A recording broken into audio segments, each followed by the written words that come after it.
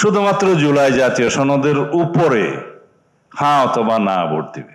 সবাই রাজি হয়েছিল, যারা রাজি হতে কখনো চায় না সেরকম দুইটা দল আছে, তারা রাজি হয় নাই। বাকি রইল গণভোটের কথা। আমরা এই জন্যই প্রস্তাব করেছিলাম যে সবাই যখন আইনি ভিত্তি চাচ্ছে, রাজনৈতিক সমঝোতার দলিল হিসেবে জুলাই জাতীয় সনদ স্বাক্ষরিত হওয়ার পরেও এর গ্যারান্টি চাচ্ছে, তখন আমরা বললাম হয়তো অনেকের অনেক উদ্দেশ্য আছে, আমাদের আন্তরিকতার অভাব নেই, তারপরেও এটা সার্বভৌম জনগণের সম্মতি নেওয়া যায় একই দিনে। শুধুমাত্র জুলাই জাতীয় সনদের উপরে হ্যাঁ অথবা না ভোট দিবে। সবাই রাজি হয়েছিল, যারা রাজি হতে কখনো চায় না সেরকম দুইটা দল আছে, তারা রাজি হয় নাই। বললো না আগে হইতে হবে। তা আগে হলে ফলাফল কি? হ্যাঁ অথবা না। পরে ইলেকশনের দিনে ফলাফল কি হবে? হ্যাঁ অথবা না। ব্যবধানটা কি?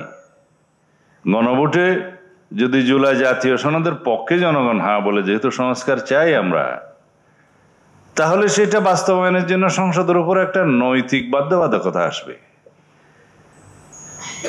কিন্তু সার্বভৌম জাতীয় সংসদের সার্বভৌমত্বকে আরোপিত কোনো আয়োজন, আরোপিত কোনো আইন, আরোপিত কোনো আদেশ এবং কোনো প্রস্তাবনা দিয়ে কখনো বাধ্য করা যায় না।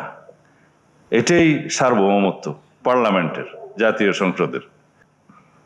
তো গণভোটের এতগুলো প্রশ্ন, আমার তো মনে হয় এখানে যারা পিএইচডি পাস করছেন তারাও এই এত পৃষ্ঠার পড়াশোনা করে গণভোট দিতে যাবেন না।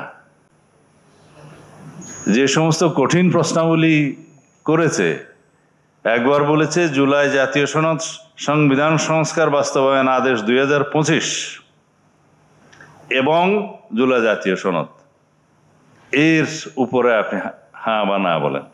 এই দুইটা জিনিস পড়তে আমারও তো 2-3 ঘন্টা সময় লাগছে।